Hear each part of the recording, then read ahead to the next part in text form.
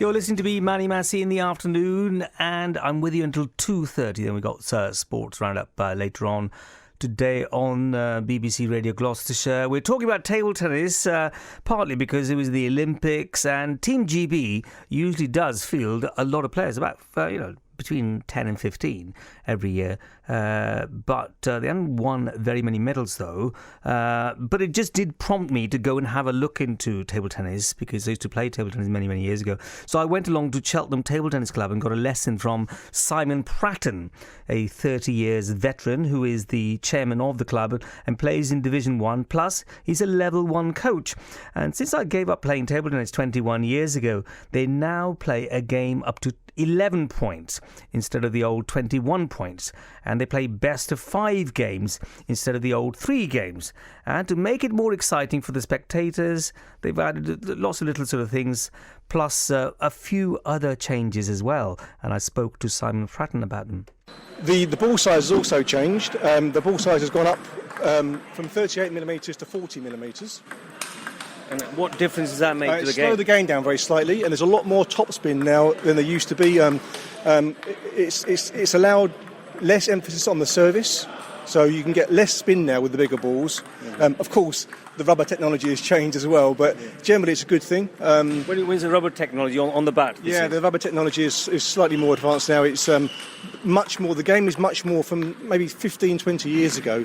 The game has gone from being very, very sort of taking a step back from top spinning. If you notice, the top players now play much closer to the table, much more top spin, much more off the bounce, very quick. Very similar to tennis in these days, much quicker game.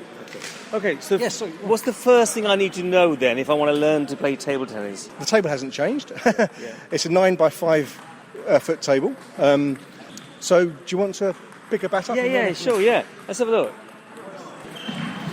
The bat is held generally by 90% of the players in the world, called the shake hands grip.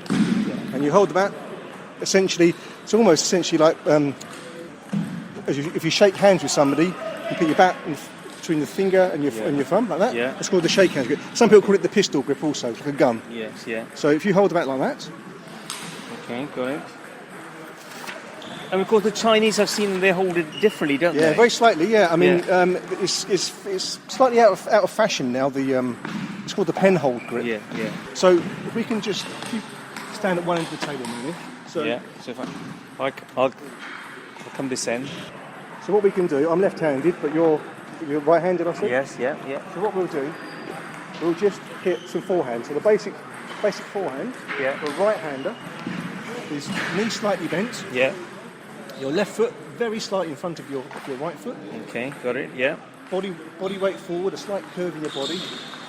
And I always think you pretend you're balancing a small football under your arm at all times. So the forehand stroke is the ball comes towards you. At the peak of the bounce, you start turning your weight onto your right foot, right leg. And to strike the ball, you come forward, through, up. So the weight from the back foot to your left. And I always think of a little bit of top spin. I always think of pretend you're saluting. All right, so let's have a go then. So you can see what I'm doing as well. Oops. First time after 21 years, God.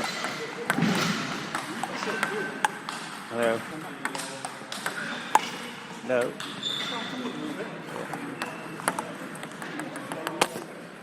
Not easy with a phone in your hand. No. Nice balance. Oops. Yeah. Closest to the table. All right, so I need to stay closer. Yeah, so you need to stay closer to the table. All right, let's have a look.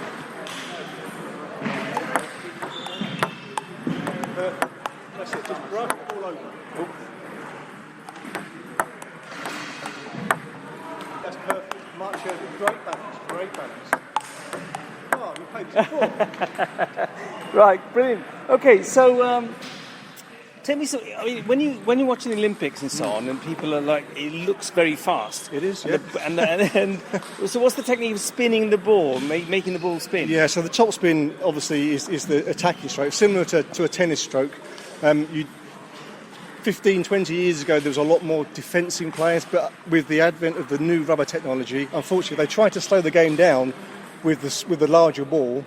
But the technique now, you'll see a lot more forearm topspin, much quicker, much off the bounce, and players don't tend to back up. I mean, they do get forced back, but it's much quicker.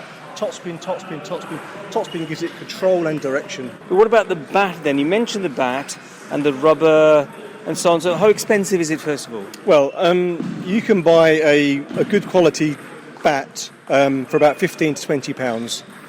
It's worth looking on the internet to get a good quality one. Some of the high street bats are overpriced, and they won't give you a good balance of spin, control, balance, etc. So it's worth spending a bit of time and doing a bit of research. But £15 to £20 will buy you a good quality standard starter's bat, which you'll learn all the basics with that, and it will get you to quite easy to league standard. Spend a bit more money. Once you've mastered the basics, the bats become a bit faster, a bit more spinny, a bit more spin application to the ball. We're looking at maybe £60-70, and then you can spend excess for £100, £200, depending on. And I noticed the rubbers are different colour on both sides. Yeah, they have to be different colour. Really, it's down to the regulations are that some players play with different characteristics of the rubber. So one side could be very fast and very spinny. The other side could be the complete opposite. And this gives, if you have the same colour both sides, it would be impossible for the opponent to tell what you're doing. So it just takes a bit of the guesswork away, especially with a defensive player. So the regulations, they have to be red and black. There we are. Simon Pratten there talking to me earlier this week about table tennis. There's more to come on table tennis when I speak to some of the members of various table tennis clubs that are playing in the Cheltenham League, and I was very surprised about their ages. They range for anything from like 10-year-old to 70-year-old. So that's coming up very, very shortly.